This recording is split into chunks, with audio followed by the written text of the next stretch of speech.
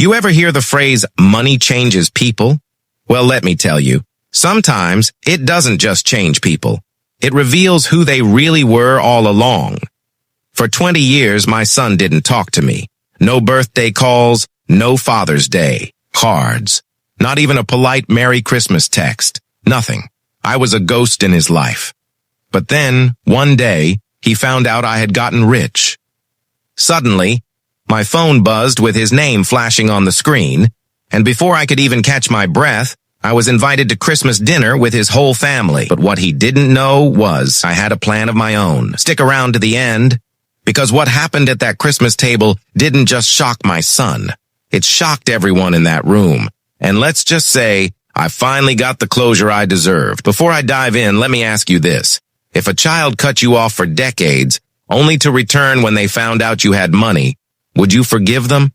Or would you teach them a lesson they'll never forget? Tell me in the comments. And while you're at it, don't forget to hit that like button, share this story, and subscribe for more real-life tales just like this one. Now, let's go back. Let me tell you how it all started. They say time heals all wounds. But let me tell you, time doesn't heal a wound if the knife is still stuck in your back. My son's name is Daniel. He was my pride and joy, my only child. His mother and I worked hard to give him the life we never had. I was a mechanic for 40 years, and my wife, God rest her soul, was a nurse. We weren't rich, but we were solid. We believed in hard work, honesty, and family dinners every Sunday. But all that changed the day Daniel met her. Now, I'm not here to blame everything on his wife. I know how that sounds. The evil daughter-in-law. That's not my point. But I will say this. After he got married, my son slowly started pulling away. First, it was small things. He'd skip Sunday dinner. Then it was ignoring my calls.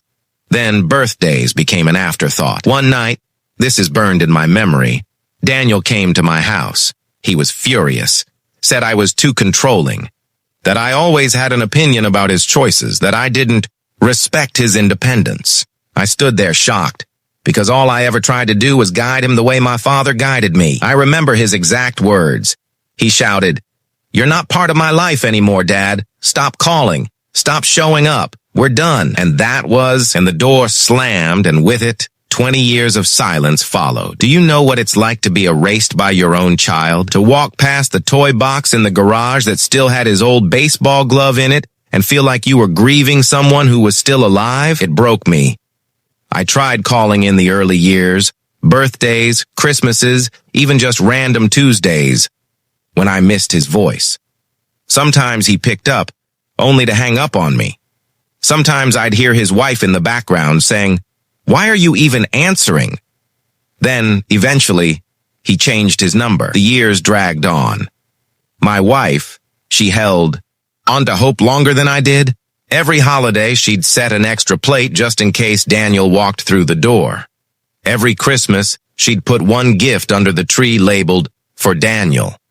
But he never came. When she passed away from cancer, I called him, begged him to come to the funeral, left a voicemail saying, "Son, this is your mother. Please, she loved you more than anything. Say goodbye." He didn't show. He didn't even call. I stood by her grave with tears freezing on my face, and all I could think was, I have no family left. For 2 decades, that was my life. Alone.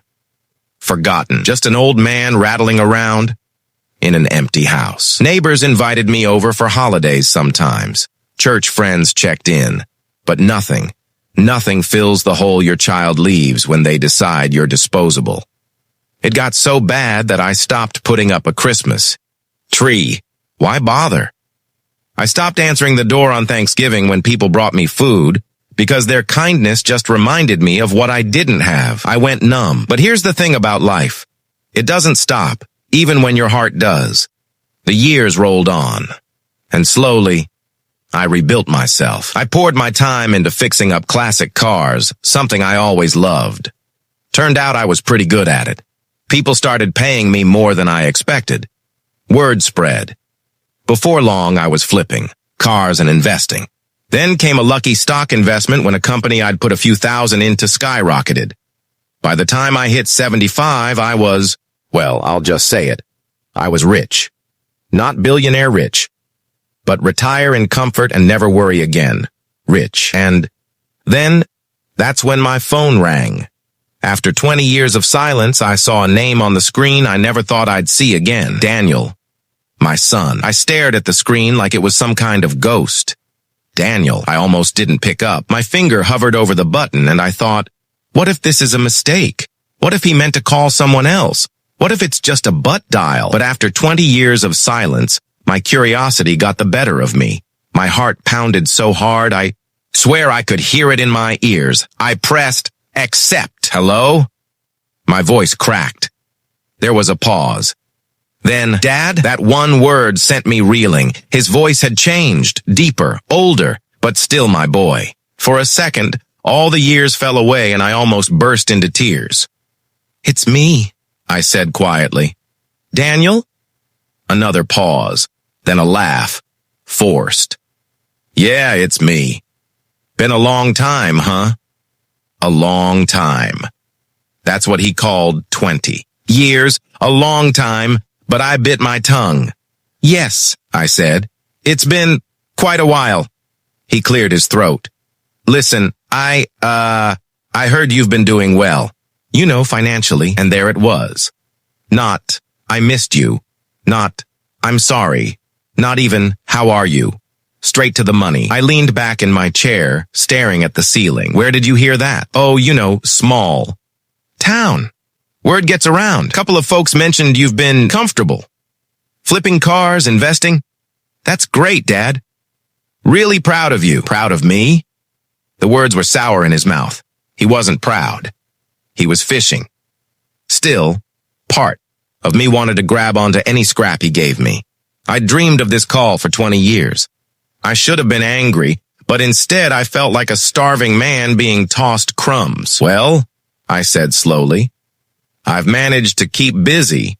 Keeps me out of trouble. He laughed again, that fake, too bright laugh. That's good. That's good. Then he hesitated. Listen, Dad, the reason I called, we're hosting Christmas dinner this year. Big family gathering. Kids, grandkids, the whole deal. And, I was thinking maybe you'd like to come. I nearly dropped the phone. Christmas dinner? After 2 decades of being ignored. Suddenly I was being invited like nothing had happened. I swallowed hard. Why now, Daniel? I asked quietly. After all these years? His tone shifted, defensive. Come on, Dad. Do we really need to dig into the past? I'm extending an olive branch here. Don't you want to meet your grandchildren? Don't you want to be part of the family again? The family again. As if I'd ever been allowed to be part of it. For a moment, I pictured it. Sitting at a long table, laughter, children running around. My son, across from me, smiling like we had never lost 20 years. It was the dream my late wife prayed for every night. And yet, in my gut, I knew something was off. Still, I heard myself saying, all right, Daniel, I'll be there. His relief was immediate. Great, that's great, Dad. Really looking forward to it. The kids will be thrilled. Oh, and, you don't need to bring anything. Just yourself, the way he said it. Just yourself. Set. Off alarm bells. It was too rehearsed, too pointed, like he was making sure I knew not to show up empty-handed, but also not to spoil some surprise. We exchanged awkward goodbyes, and I hung up. For a long while, I sat in silence, staring at my reflection in the dark window. My hands were trembling. This was what I'd wanted, wasn't it? My son back in my life, my grandchildren, a seat at the Christmas table. So why did it feel more like a trap than a gift? That night, I sat in my wife's old armchair, her picture, on the mantel above me. I whispered to her like I often did. Did you hear that, honey? He called. After all these years, invited me to Christmas. The smile on her photo looked back at me. But I don't think it's you he wants back. I think it's the money. And as the clock ticked past midnight, I realized if Daniel thought I was just going to walk into his home and play the role of the rich, forgiving father, he had another thing coming. The week leading up to Christmas was the longest week of my life. Every morning I woke up asking myself, am I really going to do this? Am I really going to walk into my son's house after 20 years of silence and pretend like we're family again? A part of me, the broken, lonely part, wanted to believe this was genuine, that Daniel had woken up one morning, looked at his kids, and thought they deserved to know their grandfather. But the other part of me, the part that had survived 2 decades of being shut out, knew better. This wasn't about love. This was about leverage. You see, when a man suddenly remembers you exist after you've come into money, it's not a coincidence. It's a calculation. Still, I prepared. I dug out my old suit, the one I hadn't worn since my wife's funeral. I polished my shoes until I could see my reflection in them. I even went down to the barber shop for a trim. The old guys there were stunned when I told them where I was headed. After 20 years, one of them said, "What changed?" I smiled thinly. I guess I got interesting again. That night, I sat at my kitchen table with a notepad and pen. I wrote down everything I wanted to say. Apologies I never gave. Questions I needed answers to. The truth I had buried under 2 decades of silence. But every time I tried to write, I ended up scribbling one word over and over. Why? Why did my son turn his back on me? Why didn't he come to his mother's funeral? Why now? I didn't have answers, but I had something else. A plan. See, what Daniel didn't know was that I had already decided what to do with my money. Years ago, after my wife passed, I made arrangements in her honor. Most of it was going to charity, a scholarship fund in her name, a donation to the children's hospital she used to volunteer at, and a trust set aside for kids who grew up like me, dirt poor with nothing but grit to get them through. Son wasn't getting a dime, but he didn't know that, and I realized this Christmas dinner wasn't just going to be a reunion.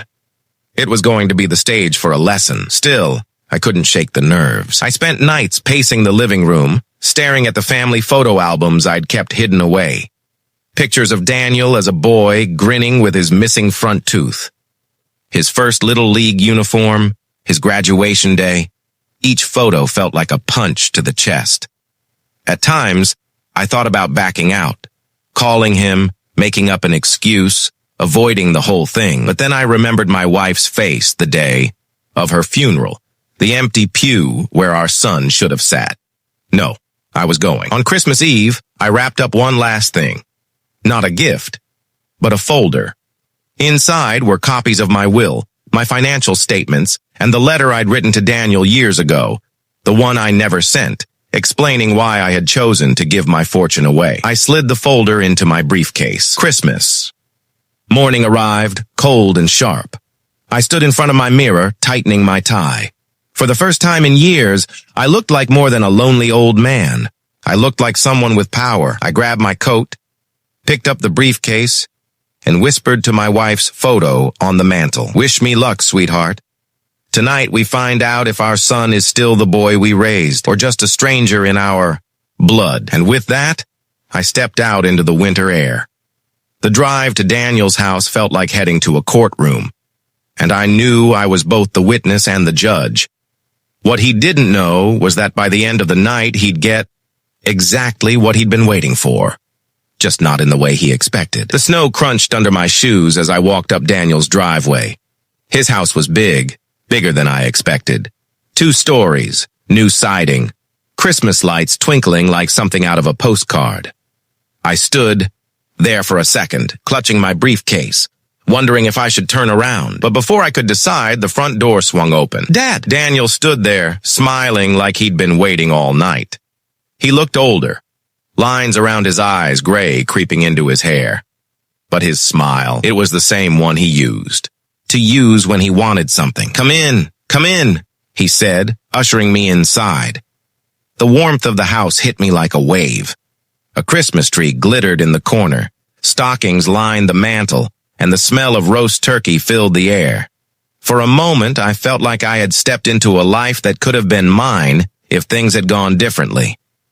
Then I heard it. Is this him? A woman's voice. Sharp. Daniel's wife, standing in the doorway to the kitchen, wiping her hands on an apron. She was polite enough, but her smile didn't reach her eyes. "Yes," Daniel said quickly. "This is Dad." She nodded. "Well, welcome." The word sounded more like an obligation than a greeting. Before I could reply, 2 kids came bounding down the stairs, a boy and a girl, maybe 10 and 12, my grandchildren. "Grandpa?" the girl asked, wide-eyed. Daniel beamed. "Yes, this is your grandpa. Isn't that great?" They ran up, staring at me like I was some long-lost relic. My chest tightened. I wanted to hug them, tell them I'd dreamed of this moment. But something held me back. They didn't know me. I was a stranger. Dinner was called, and we all gathered around a long oak table. Platters of food were passed, glasses filled, the sound of cutlery clinking filling the silence I couldn't break. At first, conversation was stilted. Daniel asked about my health. His wife asked if I'd traveled much. I answered politely, keeping my voice calm. But slowly, the cracks began to show. "So, Dad," Daniel began, swirling his wine, "we've been meaning to ask, what exactly have you been up to these days? Word is you've been pretty successful." I set down my fork. There it was, the money talk. "Oh, just keeping busy," I said lightly. "Cars, mostly.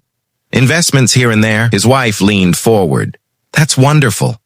I imagine you must be comfortable now?" "Comfortable enough," I said. Daniel chuckled. "Well, that's good. You've earned it. And hey, you know, family should stick together. It's nice to have you back. The kids need a grandfather. We need more family around the holidays." I raised an eyebrow. Funny. I seem to remember plenty of holidays where I was alone. The table went quiet. His wife shot him a look. Daniel cleared his throat. "Yeah, about that. Look, Dad, we all make mistakes. Water under the bridge, right?" "Water under the bridge," I repeated slowly. The boy piped up. "Dad says you used to be poor, but now you're rich, right?" His wife hissed, "Ethan!" But the damage was done. The words hung in the air like smoke. I forced a smile. Kids say the darndest things. But inside, I felt the knife twisting deeper. This wasn't a union. This was a pitch meeting. I was being courted like a bank account with legs. The conversation rolled on, each comment a little more revealing. His wife talked about how expensive college would be. Daniel mentioned the rising cost of their mortgage. At one point, he even laughed and said, "Well, Dad, maybe you can give us some investment tips, huh?" I nodded along, but every word felt heavier. Finally, as dessert was being served, pumpkin pie with too much whipped cream, Daniel raised his glass. "I just want to say," he began, "how happy we are to have Dad here tonight. It means a lot. After all these years, it feels like a new beginning, a second chance." Everyone murmured in agreement. My granddaughter clapped politely. His wife dabbed at her eyes, though I didn't see a tear. Daniel smiled at me, his eyes glinting. And who knows? Maybe with Dad back in the picture, we'll all have a brighter future. That was it. The unspoken truth. He wasn't talking about family. He was talking about money. I set my glass down carefully. My hand was steady now. For the first time in years, I felt calm because I knew what I had to do. I cleared my throat. The table quieted. "Thank you," I said slowly, "for inviting me tonight. It has been enlightening." Daniel grinned, thinking he had me. Right where he wanted me. I leaned forward. "And since we're all here, there's something I need to share. Something I think you should all hear." The room stilled. Forks paused. Eyes turned to me. I reached down, unclasped my briefcase, and placed a thick folder on the table. "You see," I said, my voice steady, "I know what you're all really wondering. You're wondering what's going to happen with my money." Daniel's smile faltered. His wife stiffened. I flipped open the folder. "Well, tonight, you're going to find out." The silence was thick enough to choke on. Daniel leaned forward, trying to keep his smile in place, though the corners of his mouth twitched. His wife's fork clinked against her plate as she set it down, her eyes locked on the folder like it was a treasure chest. I took my time, flipping through the papers inside. Wills, statements, letters. I let them squirm in their seats before I began. For a long time, I said slowly, I thought about what to do with what I've earned. It's funny, isn't it? A man spends most of his life scraping by, and only when he's old and gray does fortune find him. But with fortune comes a question. Who deserves it? Daniel chuckled nervously. Well, Dad, family deserves it, right? Family, I repeated. The word tasted bitter. Do you know what family means to me, Daniel? Family means showing up. Family means being there through thick and thin. Family means holding your mother's hand in the hospital, even if it hurts. Family means never, ever slamming the door on blood. His face drained of color. His wife shifted uncomfortably. The kids glanced between us, confused. I slid one page across the table. It was a copy of my will. You want to know the truth?